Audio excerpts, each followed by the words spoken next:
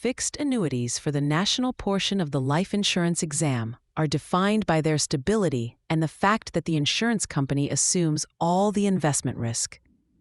When you pay premiums into a fixed annuity, the insurer places that money into their general account. This general account is primarily composed of conservative investments like high-quality bonds and mortgages, which allows the company to guarantee a minimum interest rate to the contract holder.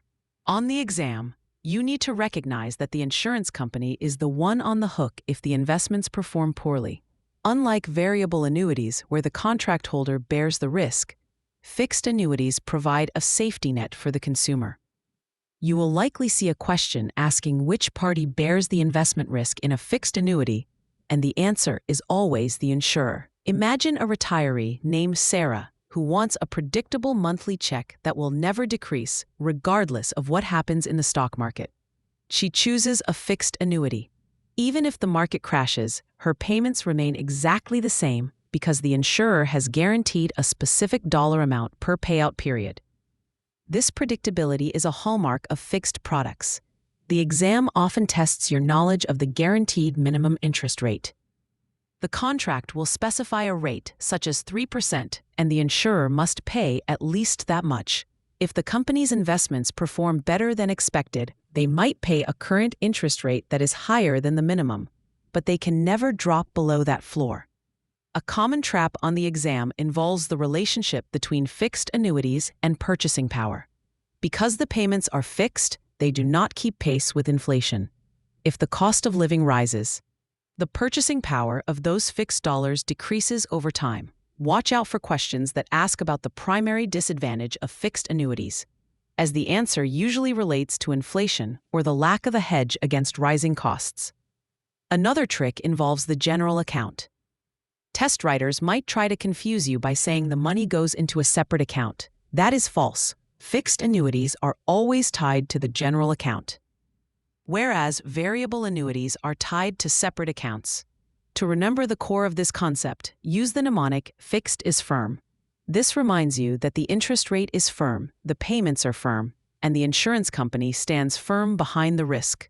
When you see the word fixed, think of a solid floor that cannot be broken. You should also be prepared for questions regarding the licensing requirements to sell these products. Since the insurer takes the risk and the product is not considered a security, an agent only needs a life insurance license to sell fixed annuities.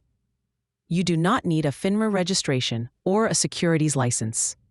One specific detail the exam loves to highlight is the difference between the current interest rate and the guaranteed minimum.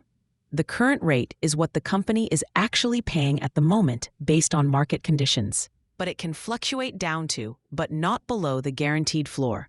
If you see a question asking what happens if the insurer's actual investment earnings fall below the guaranteed rate, remember that the insurer must still pay the guaranteed rate using their own surplus funds. This is why fixed annuities are considered the lowest risk option among all annuity types. While the potential for high returns is lower than variable options, the peace of mind comes from knowing that the principal and interest are legally protected by the insurance company's general account. Fixed annuities provide a level of certainty that is unique in the financial world. When an individual purchases a fixed annuity, they are essentially entering into a contract where the insurance company promises to pay a specific amount of money at regular intervals. This promise is backed by the financial strength of the insurer. During the accumulation phase, the money grows at a fixed rate that is declared by the company. On the exam, you might be asked about the impact of a volatile stock market on a fixed annuity owner.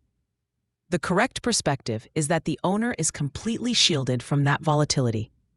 The trade-off is that the growth potential is capped. Unlike an indexed annuity, which might offer a portion of the market's gains, a fixed annuity stays within a narrow band of interest. Another area where students get tripped up is the distinction between fixed and variable annuities regarding the underlying assets. In a fixed annuity, the assets are owned by the insurer and kept in the general account.